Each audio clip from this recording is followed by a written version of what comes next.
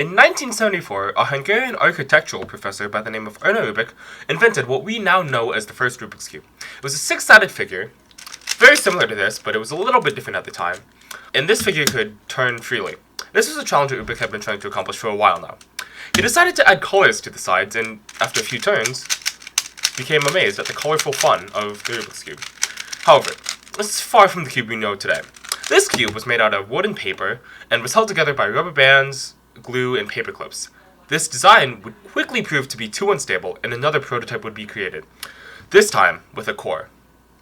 This core allowed the pieces to be moved and twisted fairly independently, and still be held together.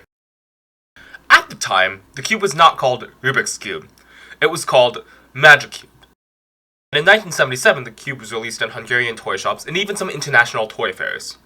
The puzzle quickly flew off the shelves, but it wasn't until 1980 that Magic Cube would be renamed to Rubik's Cube. A few years later, the 1982 World Championship was held in Budapest, Hungary, the birthplace of the cube.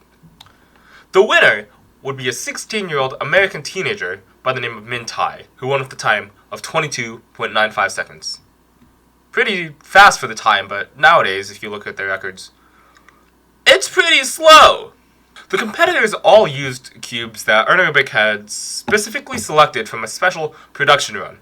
Now, these were better than the cubes they had back then, but still not as good as modern-day cubes. After the World Championship, the Rubik's Cube craze died down, and many people thought that that would be the end of it. However, the cube would soon make its return. In 2003, Rubik's attempted to bring back their puzzles, but were unsuccessful due to the fact that Cube4U had already made DIY kits, made by companies like Guozhou, Shenzhen, Weiden, Diansheng, and YJ. Only two of these companies are still around today. Those companies are YJ, which are known for their bigger cubes, and Weiden, which are known for their otter-shaped cubes. These types of cubes would last until mid-2010, with the last of them being the Alpha 5 type cubes. This is because Dian released a new cube, the Dian Guhong V1. Many older cubers know this cube because of just how revolutionary it was. This is the first ever cube that was able to reverse corner cut. This is the ability to turn the cube before the previous turn had been completed, but from the opposite direction. Other cubes up until this had been able to corner cut, but only going one way. In early 2011, Dian released another cube, the Lunhoi. This cube was the first attempt at making a cube with an anti-pop mechanism. A pop is when the piece pops out of the cube during assault, like this. This cube was the first cube to use torpedoes, which would be attached to the bottom of an edge piece and slip underneath the two corners on either side of the cube. However, this design would not be as good as everybody had hoped it would be. The next cube made by Dian, and one of the most well-known cubes in the speed-solving community, was the Diansheng. This cube was released in July 2011, and was so good in fact that modern-day Zanchis are still being made. This puzzle improved a lot on the Lunhoi's torpedo mechanism, and had insane quarter cutting for the time, along with smoother turning. This cube was used to set the 5.66 and 5.55 world record singles by Felix Zemdegs and Mats Volk respectively. This cube was at the top, and then in 2013, Moyu, which used to be a sub-brand of YJ, released the Weilong. The Weilong was a very fast and smooth cube at the time with incredible corner cutting. It was the cube of choice for Antoine Canton, the OH world record holder at the time, and Felix Zemdegs in his 6.54 world record average. Hey, I just wanted to clarify something real quickly. For those of you that don't know, OH actually stands for one-handed, which is just one of 17 different events that you can compete in at an official WSA competition. The biggest downside of this cube, however, was that it was almost too fast. It was very hard to control. Due to this, in 2016, the Cubicle released the first ever magnetic cube, the Weilong GTSM. This was the biggest cubing innovation since the release of the Diansheng.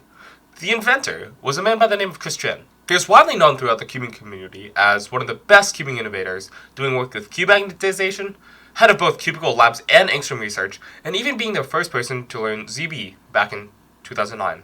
ZB is a last layer method, which is very algorithm heavy, but also very move efficient. It was invented by this guy up here, not even going to try to pronounce his name because I know I'm going to butcher it, and Ron van Brughem, who was one of the people that started the WCA, or World Cube Association. Because of Chris Chan, GAN would then release their first magnetic cube, the GAN 356 Air UM, in January of 2017. Nowadays, pretty much every cube is magnetic, even this $9 cube up here. Many cube companies have found other creative ways to implement magnets into their puzzles.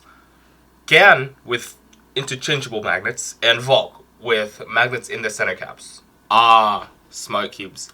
We went from wood, paper, and glue cubes to now cubes that can connect to your phone? In 2020, Geeker released a smart cube. This was just as the name suggests. It is a cube that would allow you to connect to your smartphone and race friends online, or even hold entire competitions in the app. This can be seen at the 2020 Red Bull Rubik's Cube World Cup. Many other companies have also released a version of their smart cubes, such as GAN, the Go Cube, and even Rubik's inventing their own smart cube, the Rubik's Connected. In 2021, cube companies began to start using maglev technology in their puzzles. This would replace the traditional screw and spring with two repelling magnets, which would result with no more spring noise in cubes and a slightly faster cube due to the fact that there was no more friction going on with the screw and the spring inside of the core.